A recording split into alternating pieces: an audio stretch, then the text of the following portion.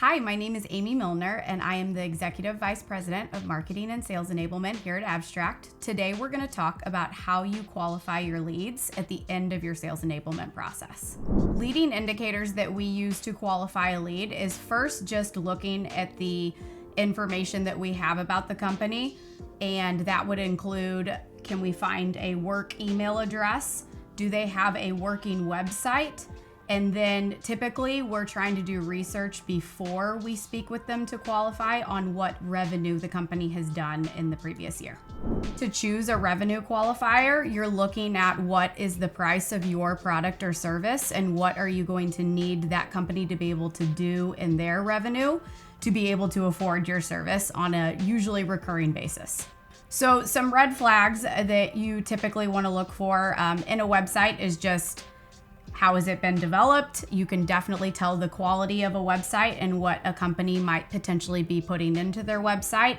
Another red flag would be looking at who the decision maker is. We always need to make sure before we call to verify the lead that we have ultimately found the best decision maker up front before we decide to call it and verify the lead, or you're just going to be starting from square one with finding the right decision maker.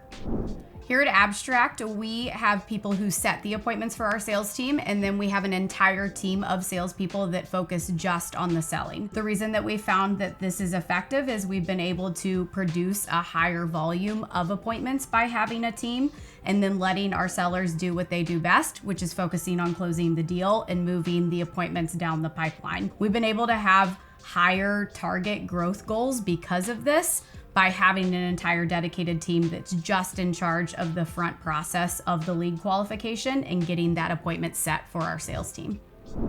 Typical rule of thumb when scheduling an appointment is to not go beyond 5 business days. Reason for that is just show rate is going to lower exponentially day by day the further that you set it out.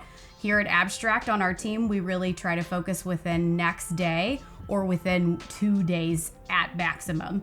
Because of that, we're able to increase urgency for the reason why we're meeting, and we're able to keep it top of mind and ensure that while we're ending the appointment call, that the actual calendar invite lands in the prospect's inbox.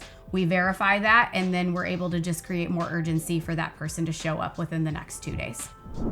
If an appointment or an interested prospect comes in via an inbound channel, for example, email, LinkedIn, or digital, you're wanting to get in front of that prospect within no less than 5 minutes. You're wanting to make that call and at least get a voicemail out, or ultimately hopefully connect with the prospect right then when they've already been opened up to the idea of having a meeting, so that then you can further the conversation, get the appointment closed. I like to say speed to lead here and ensuring that we are getting in touch with prospects. It also enhances customer service, in my opinion, that we're getting in front of these prospects as soon as they show any interest or need.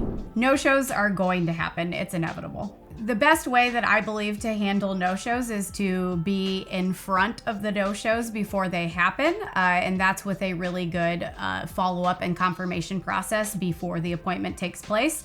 So we have a very set confirmation process in place, and it really starts with while you're lead qualifying to ensure that the invite gets across to the prospect during the appointment call. Deliverability can mess show rate up at any point in time, so just ensuring that that invite lands in someone's inbox is the first step. Confirm they have it, then you can get an acceptance right there. If you don't get an acceptance on the phone or the prospect is in a rush, then you need to ensure that you follow up the next day and push again to get an acceptance on the invite. Decision makers, especially high-level decision makers, live by their calendars, and if they don't have an accepted invite on their inbox, they most likely are not going to show up to your meeting. So ensure you get the acceptance, and then day of, we follow a practice of forwarding the invites the very first thing in the morning. So it's the top thing in a decision maker's inbox and pops right up to the top. It reminds them again.